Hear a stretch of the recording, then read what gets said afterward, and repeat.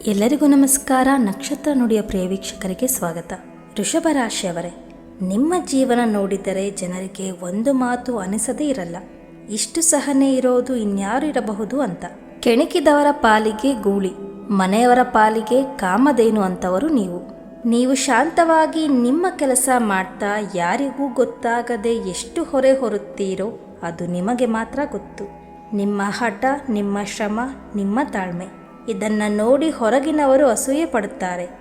ಏಕೆಂದರೆ ನೀವು ಬಿದ್ದರೂ ಮತ್ತೆ ಎದ್ದು ನಿಲ್ಲುವಂತಹ ಶಕ್ತಿ ನಿಮ್ಮಲ್ಲಿದೆ.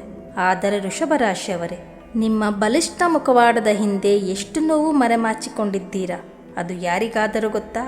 ನೀವು ಎಲ್ಲರಿಗೂ ನೆರಳಾಗುವ ದೊಡ್ಡ ಆಲದ ಮರದ ಹಾಗೆ. ಆದರೆ ಆ ಮರ ಒಣಗುತ್ತಿದ್ದಾಗ ನೀರು ಹಾಕುವಂತಹ ಮನಸ್ಸು ಯಾರಿಗಿದೆ? ಎಲ್ಲರ ಕಷ್ಟಕ್ಕೆ ನೀವು ಮೊದಲು ಓಡುತ್ತೀರಾ, ಆದರೆ ನಿಮ್ಮ ಕಣ್ಣಲ್ಲಿ ನೀರು ಬಂದಾಗ ನಿಮ್ಮನ್ನು ಕೇಳುವವರು ಯಾರೂ ಇಲ್ಲ. ಇದೇ ವೃಷಭ ರಾಶಿಯವರ ಜೀವನದ ಕಹಿ ಸತ್ಯ. ಬೆಟ್ಟದಷ್ಟು ದುಡಿದರೂ ಕೈಯಲ್ಲೇ ಬಿಡುಗಾಸು ನಿಲ್ಲಲ್ಲ ಏಕೆ?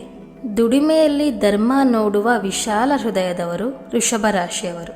ಆದರೆ ಕೆಲವೊಮ್ಮೆ ಅವರ ಜೀವನ ರೂಪಿಸಿಕೊಳ್ಳುವಲ್ಲಿ ವಿಫಲರಾಗುತ್ತಾರೆ ಏಕೆ? ವೃಷಭ ರಾಶಿಯವರೇ, ನಿಮ್ಮ ಜೀವನದಲ್ಲಿ ಹೆಜ್ಜೆ ಹೆಜ್ಜೆಗೂ ಕಷ್ಟಗಳನ್ನು ನೋಡಲು ಕಾರಣವೇನು? ಎಲ್ಲವನ್ನು ತಿಳಿದುಕೊಳ್ಳೋಣ. ಅದಕ್ಕೂ ಮುಂಚೆ ನಮ್ಮ ಚಾನಲ್ಗೆ ಯಾರೆಲ್ಲ ಸಬ್ಸ್ಕ್ರೈಬ್ ಆಗಿಲ್ಲ, ಸಬ್ಸ್ಕ್ರೈಬ್ ಆಗಿ ಬೆಲ್ ಐಕಾನನ್ನು ಪ್ರೆಸ್ ಮಾಡಿ.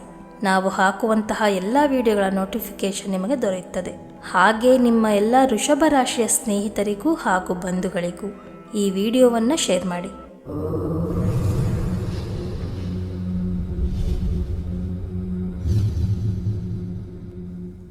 ಭೂಮಿಯಂತೆ ತೂಕ, ತಾಯಿಯಂತೆ ಸಹನೆ, ನಂಬಿದವರ ಕೈ ಎಂದಿಗೂ ಬಿಡದ ವೃಷಭ ರಾಶಿಯವರೇ, ನೀವು ಎಷ್ಟೇ ತ್ಯಾಗ ಮಾಡಿದರೂ, ಎಷ್ಟೇ ಪ್ರೀತಿ ತೋರಿಸಿದರೂ ಹಲವರು ಅದನ್ನು ಸಹಜ ಅಂತಲೇ ತೆಗೆದುಕೊಳ್ಳುತ್ತಾರೆ.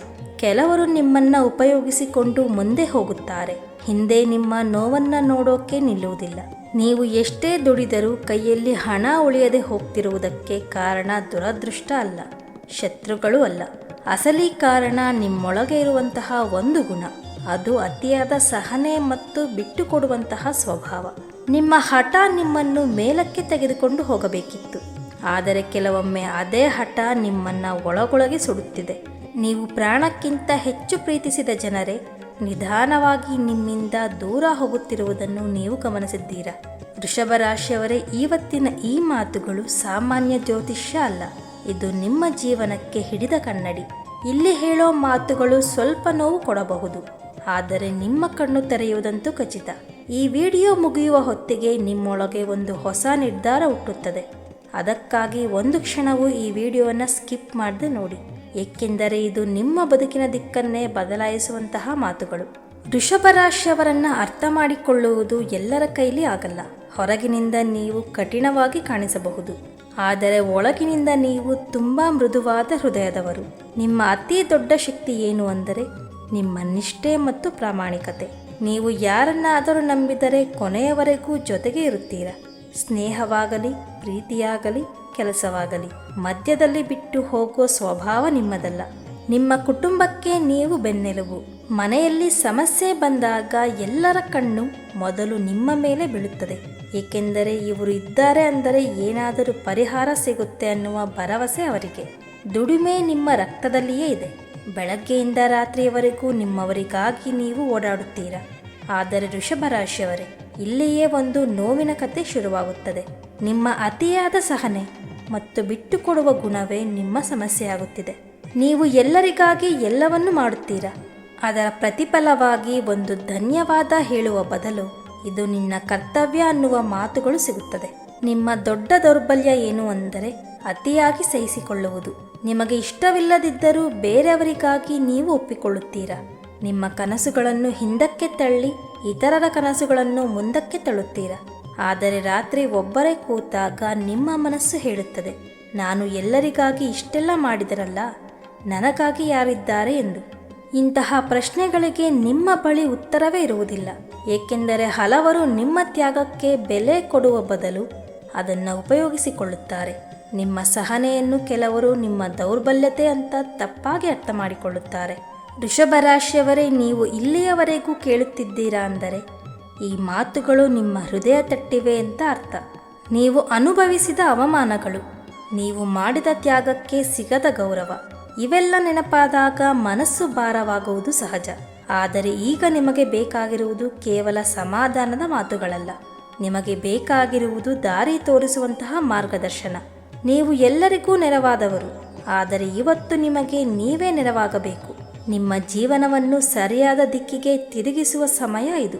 ಈಗ ಒಂದು ಕಹಿ ಸತ್ಯ ಹೇಳುತ್ತೀನಿ ವೃಷಭ ರಾಶಿಯವರೇ, ನಿಮ್ಮ ಅತಿ ದೊಡ್ಡ ಶತ್ರು ಹೊರಗಿಲ್ಲ, ನಿಮ್ಮೊಳಗೆ ಇದ್ದಾನೆ. ಆ ಶತ್ರು ಯಾರು ಅಂದರೆ ನಾನೇ ಸರಿ ಅನ್ನುವಂತಹ ಹಠ. ನೀವು ಒಮ್ಮೆ ಒಂದು ನಿರ್ಧಾರ ತೆಗೆದುಕೊಂಡರೆ ಅದು ತಪ್ಪು ಅನ್ನುವುದು ಗೊತ್ತಾದರೂ ಬದಲಿಸೋಕೆ ತುಂಬ ಕಷ್ಟಪಡುತ್ತೀರ.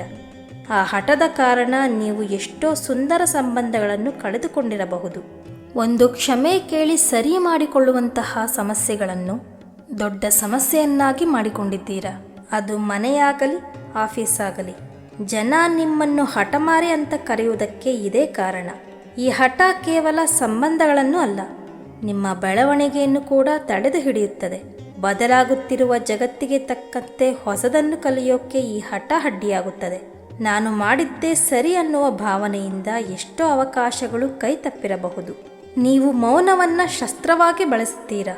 ಕೋಪ ಬಂದಾಗ ಮಾತನಾಡುವುದನ್ನೇ ನಿಲ್ಲಿಸುತ್ತೀರಾ. ಆದರೆ ನಿಜವಾಗಿ ಆ ಮೌನ ಸುಡುವುದು ಮೊದಲು ನಿಮ್ಮನ್ನೇ. ಆ ಮೌನ ನಿಮ್ಮ ನೆಮ್ಮದಿಯನ್ನು ನಿಧಾನವಾಗಿ ಕಸಿದುಕೊಳ್ಳುತ್ತದೆ. ವೃಷಭ ರಾಶಿಯವರೇ, ನಿಮ್ಮ ಜೀವನದಲ್ಲಿ ಎದುರಾಗುತ್ತಿರುವಂತಹ ಎಲ್ಲ ಸಮಸ್ಯೆಗಳಿಗೆ ಉತ್ತರ ಇಲ್ಲಿದೆ. ನಿಮ್ಮ ಜೀವನ ಬದಲಿಸಲು 3 ಸರಳ ಶಕ್ತಿಶಾಲಿಯಾದಂತಹ ಸೂತ್ರಗಳು. ಮೊದಲನೆಯದು, ಹಠವನ್ನು ಛಲವಾಗಿ ಬದಲಾಯಿಸಿ.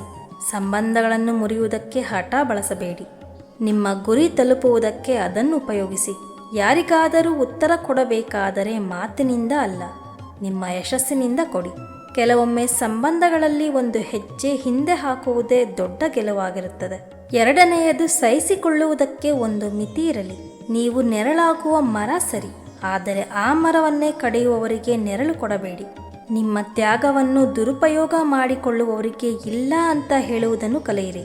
ನೀವು ನಿಮ್ಮನ್ನು ಗೌರವಿಸಿದ ದಿನದಿಂದಲೇ ಜಗತ್ತು ನಿಮ್ಮನ್ನು ಗೌರವಿಸಲು ಶುರು ಮಾಡುತ್ತದೆ. ಮೂರನೆಯದು, ಮೌನವನ್ನು ಮುರಿಯಿರಿ. ಮನಸ್ಸಿನಲ್ಲಿ ನೋವಿದ್ದಾಗ ಅದನ್ನು ಒಳಗೆ ನುಂಗಿಕೊಳ್ಳಬೇಡಿ. ನಿಮ್ಮ ಆಪ್ತರ ಜೊತೆ ಮಾತನಾಡಿದರೆ ಸಂಬಂಧ ಹಾಳಾಗುತ್ತೆ ಅಂತ ಭಯ ಬೇಡ. ಮೌನವೇ ಸಂಬಂಧಗಳನ್ನು ಒಳಗೊಳಗೆ ಸಾಯಿಸುತ್ತದೆ. ಸತ್ಯವನ್ನು ಸರಿಯಾದ ಸಮಯದಲ್ಲಿ ಹೇಳುವುದು ನಿಮ್ಮ ಮನಸ್ಸಿಗೆ ಶಾಂತಿ ತರುತ್ತದೆ.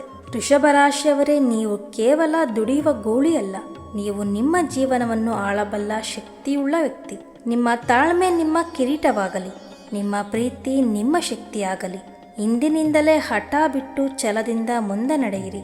ಆಗ ನೀವು ಕಳೆದುಕೊಂಡ ಗೌರವ ಮತ್ತು ಪ್ರೀತಿ ಎರಡೂ ಮತ್ತೆ ನಿಮ್ಮನ್ನು ಹುಡುಕಿಕೊಂಡು ಬರುತ್ತದೆ.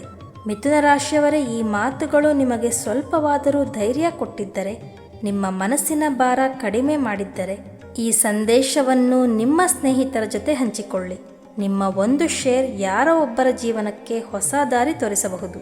ವೃಷಭ ರಾಶಿಯವರೇ, ನಿಮ್ಮ ಜೀವನದಲ್ಲಿ ಸದಾ ಬೆಳಕು ತುಂಬಲಿ ಎಂದು ಆಶಿಸುತ್ತಾ ಇದೇ ರೀತಿಯ ಮಾಹಿತಿಯೊಂದಿಗೆ ಮುಂದಿನ ಸಂಚಿಕೆಯಲ್ಲಿ ಸಿಗೋಣ. ಧನ್ಯವಾದ.